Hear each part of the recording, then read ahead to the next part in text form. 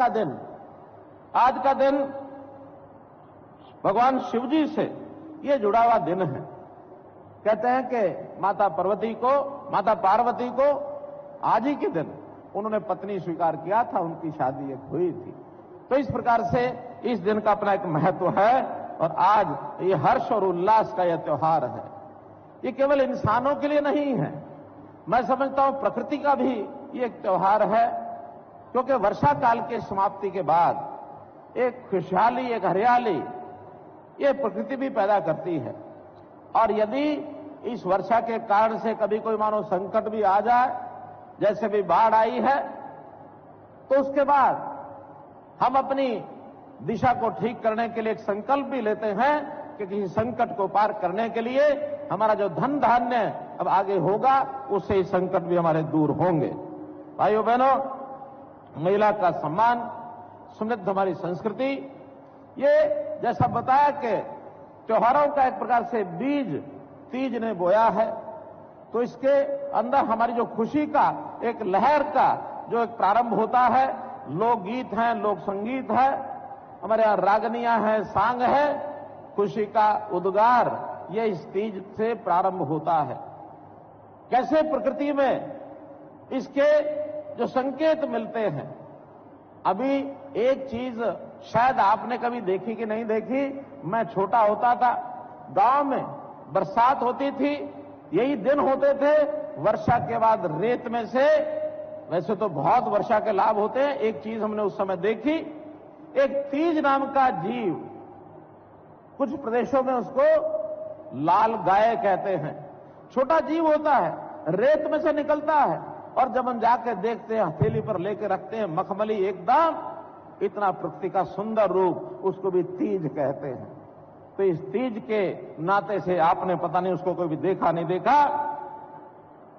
संयोग ऐसा है कि अब चूंकि हमारे जमीनों में रासायनिक खाद का उपयोग होने के कारण से, चाहे तीज का जीव हो, चाहे केचुआ हो, इस प्रकार की चीजें अब ये समाप्त हो गई हैं।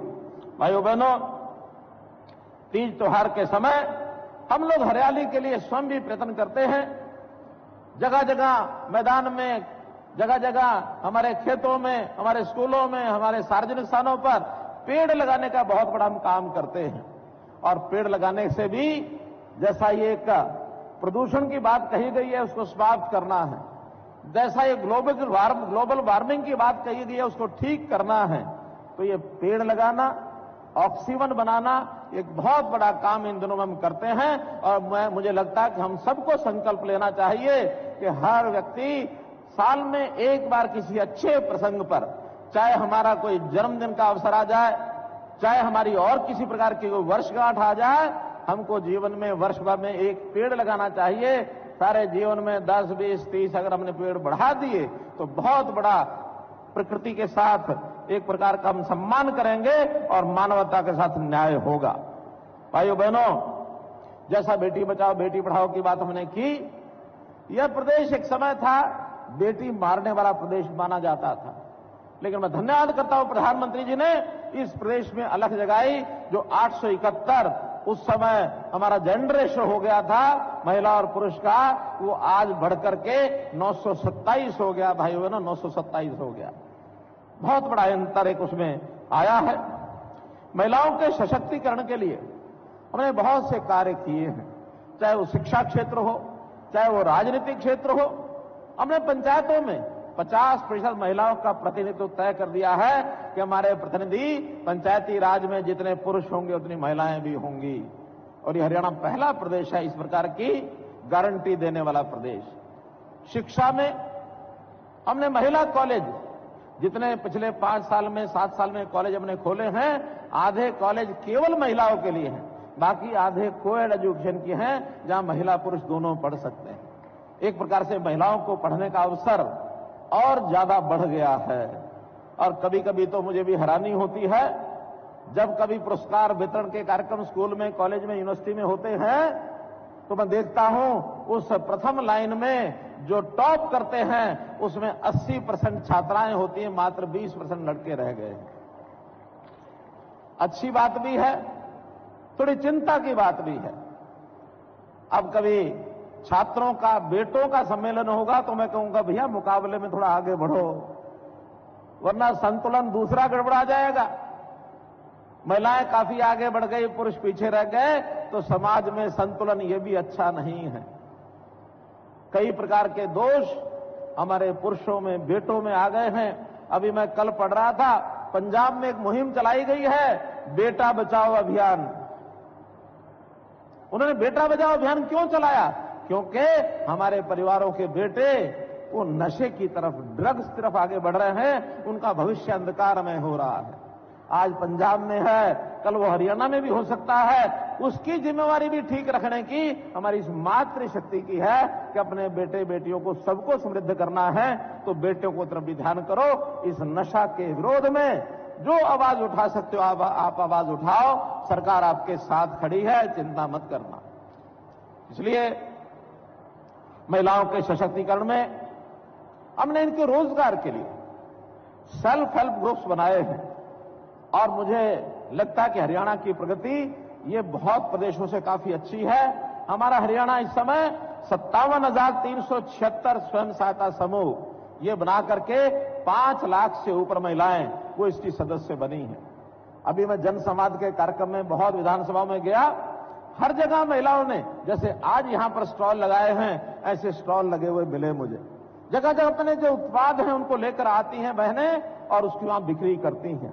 मुझे उस समय ध्यान में आया कि इनका कोई बिक्री केंद्र के लिए कोई एक अच्छा स्थान विकसित होना चाहिए। तो आज ही मैंने बात की अपने अधिकारियों से, एक चीज की मैं घोषणा कर रहा हूं। हमने विचार किया कि जितने शहर हैं, अभी केवल जिला केंद्रों के बाद फिर सब डिवीजन हेडक्वार्टर, बाद में ब्लॉक हेडक्वार्टर, धीरे धीरे एक एक स्टेप में चलेंगे। सभी जिला केंद्रों पर मैंने एक निर्देश दिया है अपने डिपार्टमेंट्स को कि वहां 50 से लेके 100 पोटा कैबिन का एक स्ट्रक्चर बनवाएं, और जो बहनें हमारी ये जो अपना उत्पाद बनाती हैं, अपना उत्पाद जो बना हुआ है उसी सेल्फ हेल्प ग्रुप को ये सुविधा मिलेगी। बाजार से खरीद के ला के उसको बेचने की सुविधा नहीं मिलेगी। ऐसे सेल्फ हेल्प रजिस्टर्ड ग्रुप वो वहां प्रतिदिन के हिसाब से उन पोटा केबिन्स को बुक करा सकती हैं और जाकर के अपना सामान बिक्री के लिए दिन भर रख सकती हैं। ये होगा एक साझा बाजार। साझा बाजार की यह कल्पना की गई है। आवश्यकता पड़ने पर, डिमांड ज्यादा होने पर इसकी संख्या बढ़ाई भी जा सकती है।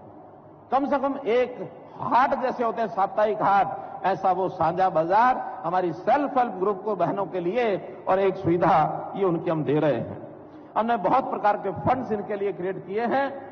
रिवॉल्विंग फंड 56 करोड़ रुपया इसमें हमने दिया है। सामूहिक निवेश फंड के लिए 285 करोड़ रुपए का अलॉटमेंट किया है। बैंक क्रेडिट लिंकेज के लिए 880 करोड़ रुपए का इनको जो एक सुविधा दी गई है। और जो रिवॉल्विंग फंड, ये सिर्फ 10,000 रुपए जो होता था उसने डबल करके 20,000 करोड़ रुपया ये इनके लिए रिवॉल्विंग फंड कर दिया है। 5 लाख रुपए तक का जो ऋण है उसकी स्टाम्प शुल्क से छूट दी गई है। ये भी एक चीज जो है इनके लिए हमने आयोजित की है। भाइयों बहनों, हमारी ये जो सेल्फ हेल्प ग्रुप है, इन्होंने बहुत बड़ा योगदान आवश्यकता पड़ने पर किया है। जैसा हम देखते हैं कोविड-19 में जब मास्क की जरूरत पड़ी, प्रधानमंत्री जी ने आह्वान किया हर किसी को मास्क अपने मुंह पर लगाना है। हमारी चिंता ये हो गई कि इतने मास्क एक साथ आएंगे कहां से।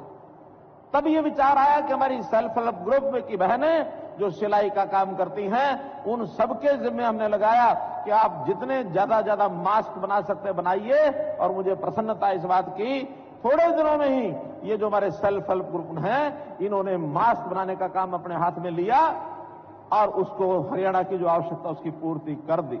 बहुत बड़ा काम इन्होंने किया है। इसी प्रकार जब देशभक्ति के नाते प्रधानमंत्री जी ने तिरंगा लहराओ, घर घर तिरंगा, ये योजना जब बनाई तो इतने सब तिरंगे बाजार में उपलब्ध नहीं थे।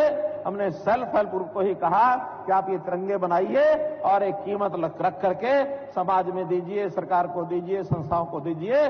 तो वो जो तिरंगे घर घर पिछले 2 साल से जो अभियान चल रहा है, इसमें भी हमारी जो सेल्फ हेल्प की बहनें हैं उनका बहुत बड़ा एक योगदान है।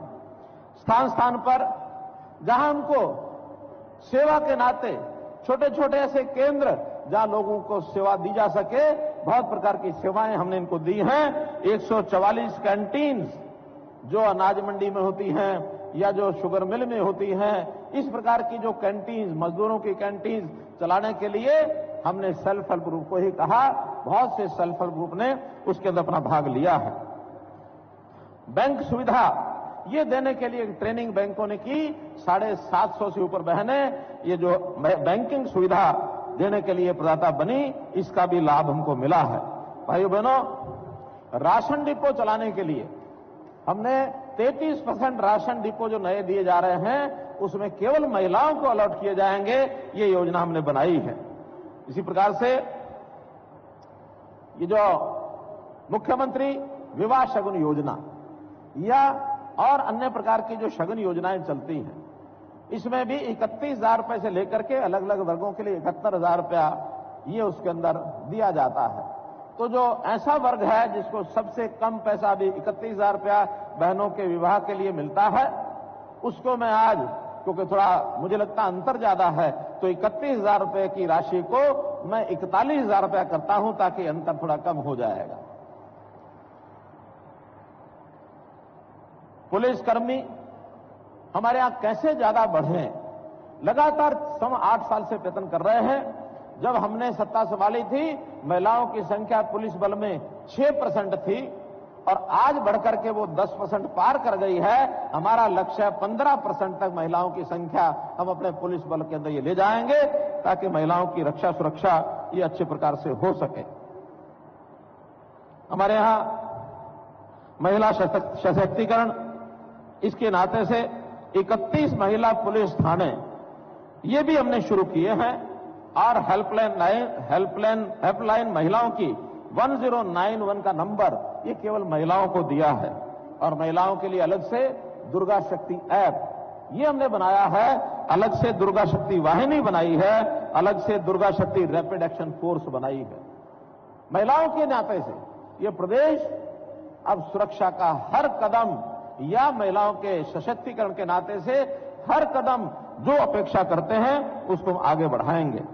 शिक्षा के नाते से मैंने आपको बताया कॉलेज की संख्या हमारी काफी हो गई है। 20 किलोमीटर के दायरे में एक महिला का कॉलेज या कोएड का कॉलेज ये अवश्य होगा ताकि 10 किलोमीटर इधर 10 किलोमीटर इधर ये महिलाओं को न जाना पड़े। कहीं कहीं से मांग अभी भी आती है कि महिलाओं की शिक्षा के और कॉलेज खोले जाए। बहुत बड़ी मांग नहीं, कुछ मांग है, उसके नाते एक मैं आज घोषणा करता हूं। बहुत हमारे पॉलिटेक्निक कॉलेज हैं, चाहे वो सरकारी हैं और चाहे प्राइवेट हैं। पॉलिटेक्निक कॉलेज जहां डिप्लोमा का कोर्स होता है, उनकी इंफ्रास्ट्रक्चर बिल्डिंग्स काफी ऐसी हैं जहां उनको पर्याप्त एडमिशन नहीं मिल रहे। ऐसे कॉलेज जहां इंफ्रास्ट्रक्चर उपलब्ध है, अगर डिग्री कॉलेज का वो एक प्रकार से मांग करेंगे या सरकारी जो पॉलिटेक्निक कॉलेज है उन सब में महिलाओं की डिग्री कॉलेज की आज मैं घोषणा करता हूं। जो मांगेंगे उनको हम महिलाओं का डिग्री कॉलेज और देंगे ताकि महिला शिक्षा ये और आगे बढ़े। महिलाओं का शिक्षित होना, संस्कारित होना बहुत आवश्यक है। इसलिए आवश्यक है कि देखिए, पुरुष जो होता है अपने एक परिवार की चिंता करता है, पुरुष अपने एक परिवार की चिंता करता है। महिलाएं अपने मायके में जब तक रहती हैं, शादी नहीं होती है तब तक वहां की चिंता करती हैं। शादी होने के बाद दोनों परिवारों की चिंता वो करती हैं। वो जहां की बेटी है वहां की भी चिंता करती है, जहां उसकी शादी हुई है वहां भी चिंता करती है। तो एक प्रकार से डबल काम, डबल मेहनत महिलाएं करती हैं। और संस्कारित और शिक्षित महिला होगी तो निश्चित रूप से परिवार वो शिक्षित होगा, संस्कारित होगा। आज पुरुषों के मुकाबले में महिलाओं का परिवार निर्माण में, परिवार के शिक्षित करने में, परिवार को संस्कारित करने में महिलाओं का योगदान ये कहीं अधिक है। तो इस नाते से महिलाओं के उत्थान के लिए हम संकल्पबद्ध हैं। आज के इस त्योहार पर आप सब लोग इतनी भारी संख्या में आए, मैं आपका बहुत बहुत आभारी हूं। और ये जो 12 दिन के बाद 30 तारीख को रक्षाबंधन का त्योहार आ रहा है, वो भी महिलाओं का त्योहार है। वास्तव में ये कहा जाता है ये तीज और रक्षाबंधन महिलाओं का त्योहार है। मेरा कहना कि हर त्योहार बिना महिलाओं के, बिना माताओं के, बिना बहनों के, बिना बेटियों के ये पूरा नहीं हो सकता है। महिलाएं हमारे सब त्योहार का आधार हैं। इसलिए महिलाओं की सुख शांति के लिए मैं बहुत ही संकल्पबद्ध हूं। जितना आप हमको इशारा करते रहेंगे, जो सुझाव देते रहेंगे, उस प्रकार की हर चीज की व्यवस्था हरियाणा सरकार आपके लिए करती रहेगी। आप आज आए, आपका बहुत बहुत अभिनंदन, बहुत बहुत आभार। आभार। मुख्यमंत्री महोदय से निवेदन है कि अपने कर कमलों से मंच पर हमारी 101 महिलाओं को सम्मानित करें।